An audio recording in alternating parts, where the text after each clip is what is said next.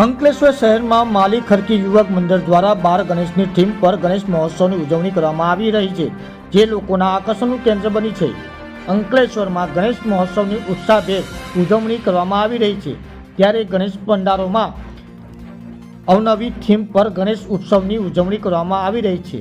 અંકલેશ્વર શહેરની માલી ખરકી યુવક મંડળ દ્વારા 12 ગણેશની થીમ પર ગણેશ મહોત્સવનું આયોજન કરવામાં આવ્યું છે. ગણેશ પંડાલમાં વિવિધ કાર્ટૂન ડેકોરેશન મૂકવામાં આવ્યા છે, તો શ્રીજી સાથે ભગવાન શ્રી કૃષ્ણ અને પવનપુત્ર હનુમાનજીનું પ્રતિમા પણ 12 સ્વરૂપમાં સ્થાપિત કરવામાં આવ્યું છે. ખાસ કરીને બાળકોને ધ્યાનમાં રાખીને આયોજકો દ્વારા આ પ્રકારની થીમ તૈયાર કરવામાં આવી છે. ગણેશ પંડાલમાં નજીક બાળકો માટે જમ્પિંગ નેટ અને ચક્રોડોળની પણ વ્યવસ્થા ઊભી કરવામાં આવી છે, જે હાલ લોકોનું આકર્ષણ કેન્દ્ર બની રહી છે.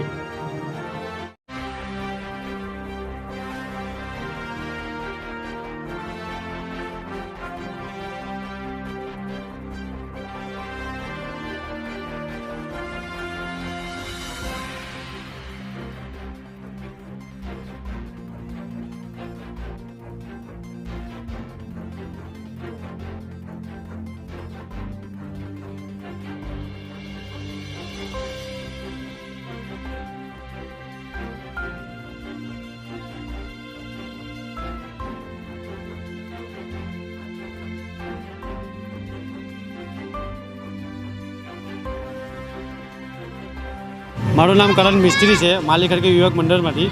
અમે દર વર્ષે અનુકરણક થીમ લાવીએ છીએ.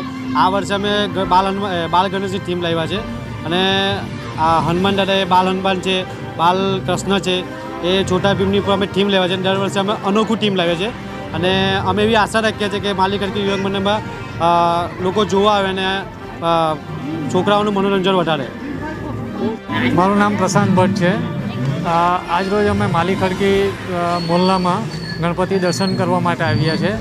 આજનો એમનો જે થીમ છે ભીમ ક્રિએશનનો, એ અત્યંત પ્રેરણાદાયક અને ખૂબ જ મહેનત કરીને આ યુવક મંડળે આને ગણપતિ મહોત્સવમાં પરિવર્તિત કર્યો છે, ને બધાને અહીં આવીને દર્શન કરવા વિનંતી.